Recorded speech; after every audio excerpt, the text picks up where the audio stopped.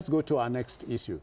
You know, there's no contesting the propriety, that's the correctness of holding a population census in our country. Mr. President and Commander-in-Chief Bola Tinubu has accentuated the conduct of the exercise, but insists on cost-cutting measures. At a meeting between the #1 citizen and top officials of the National Population Commission, NPC, President Tinubu not only rejected a 942 billion naira budget by the Population Commission, but proposed the deployment of Youth Corps members for the job. A committee is to be set up by the president to align the census budget to the government's present financial realities. Dotun. Well, it's a good one. When I had it, remember the last census we held in this country, 2006, close to 20 years ago? I was very relieved when I had it. Okay. And the reason is this. If we were told some 2-3 years ago that the commission was set for the exercise, it had everything it needed. Yeah. It had trained personnel, done everything, had the computers it needed, locally, and all the rest. Then why do we need 1 trillion for this exercise? It's a big question, and I must commend the president for looking at it from that angle. A trillion naira is a lot of money. Yeah. Okay. So you are talking about the 942 billion is close to a trillion. It's almost a trillion. Yeah. Because by the time they start now, they will request for a few more things. Yeah. They will request for a few more things. And that's not to even talk of the support that they are still going to get in terms of vehicles and some other things. So let's put it at a trillion. But Wale, something is hanging there. Yeah. Prior to now, like our political life, nobody trusts anybody. Yeah, in terms of the population? Where he's saying 942 billion, Mr. President is saying no, let's look at that, reconcile that with government finances. I think within the context of our available resources, and thank goodness the president is an accountant, chartered accountant, I don't think this country can afford such a huge amount at this moment. And I also believe it is possible to do the same thing, but with a different figure, lower figure. Yeah. Because population census is ad hoc. It's not a place where you go for a full-time job.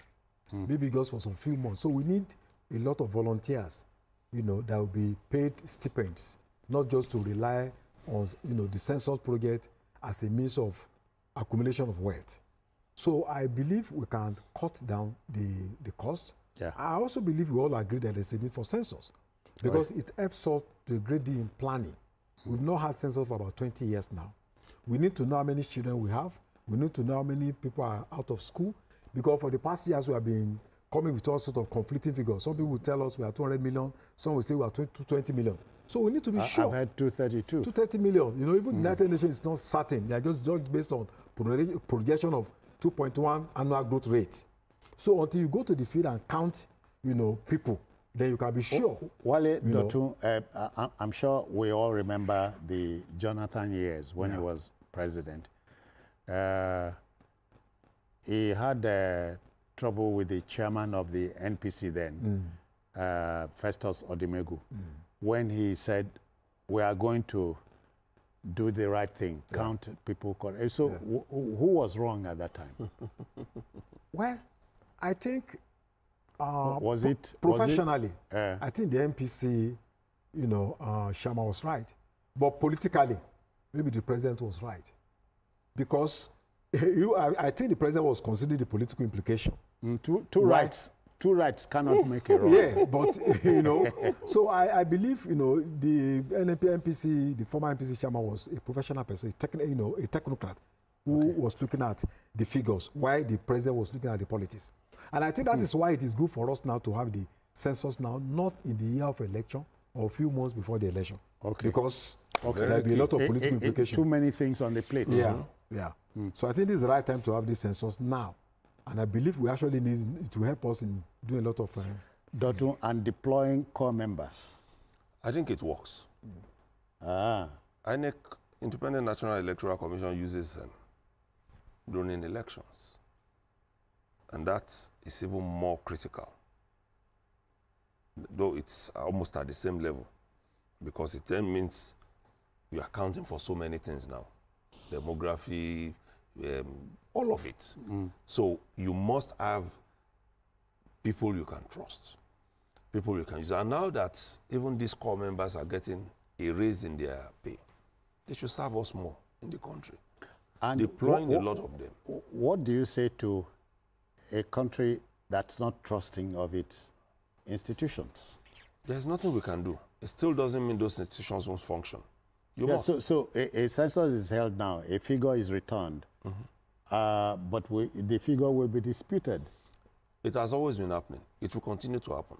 I'm not sure there's going to be any election we are going to have in this country that won't be disputed. Okay. And then up in the Supreme Court. Population. No, yes, census. I know. So it's still going to be the same with the population, because the population determines how you move in every sphere.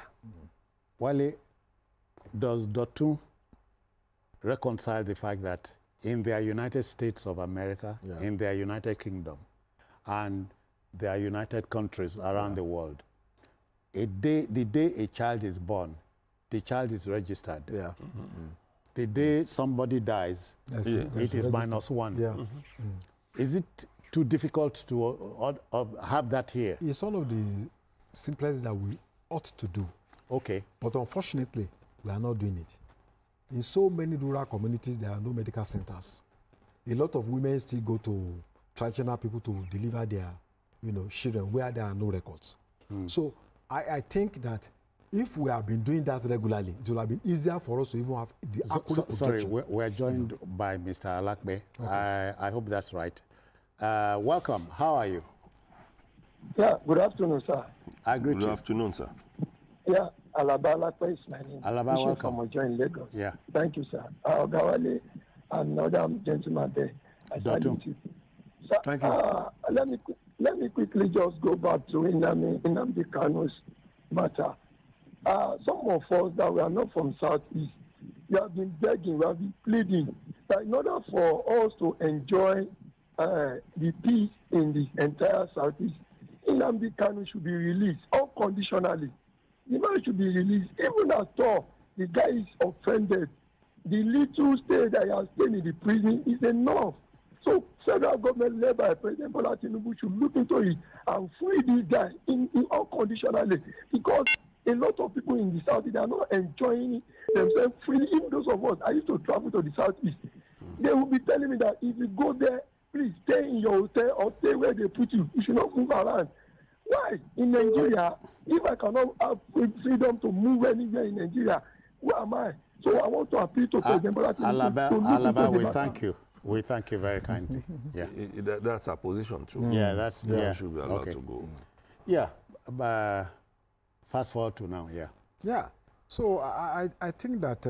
the child is born today. Yeah. His name or her name should be sent to the... Even when you go to our hospitals where people have children, some of them don't have computers.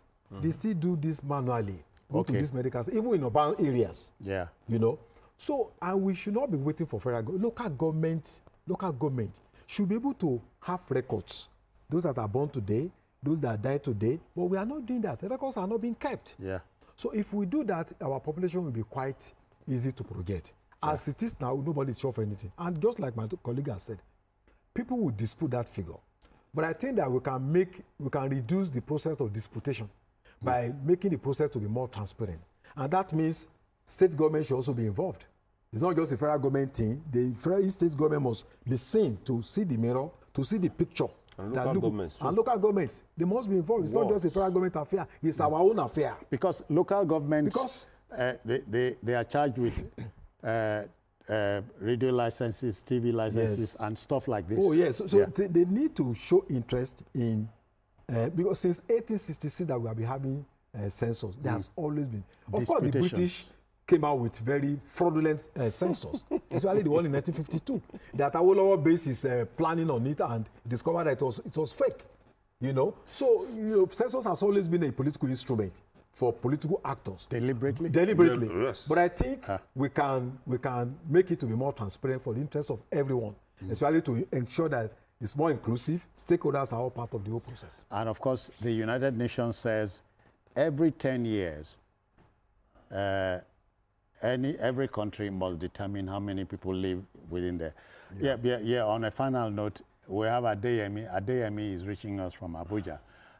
Brother Adeyemi, let's make it snappy. Welcome. Okay. Thank you, Citizen Jones. Yeah. Two areas. I think we need to borrow a leaf from Uganda.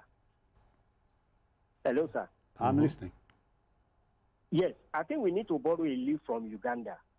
I don't know why we are voting so much money like this in this era of electronics.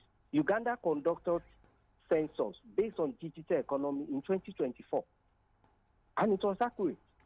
And secondly, that is the short-term suggestion. The other one has to do with the structure of Nigeria.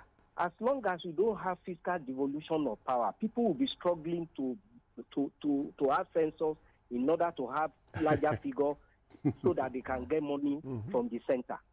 Let us try to adjust this nation such that we will be baking the cake from the subnational. Okay. As long as we are baking the cake from the center, everybody will want to be, and that's why they will be interested in census in order to boost the figure so that state or local government will get highest allocation. Thank you, brother. Thank you, brother. Yeah. So the last word on the census. It is, we are due for another census. And as you said, having it in an election year is not the best thing. No, it's not. And then we don't need this kind of humongous amount if we keep records. It's a problem. There was a time in this country, every election year, INEC will do fresh registration. Registration. Now that has stopped. So if we can build on that, there was a time, each time you need to collect your driver's license, you must go physically to go and show up. Now we have overcome that. You can stay in the comfort of your home for renewal because the database because the is there. The electronic is working. You know, the e-world has taken over. That's taken over. If you are fined while driving in Lagos now, nobody chases you around. The camera caught you. When you are going for your renewal at the MOT point, at the counter, you are going to be told, see your paper. You know, we can get there easily. Okay then. All right, we're done. Let's take on quickly.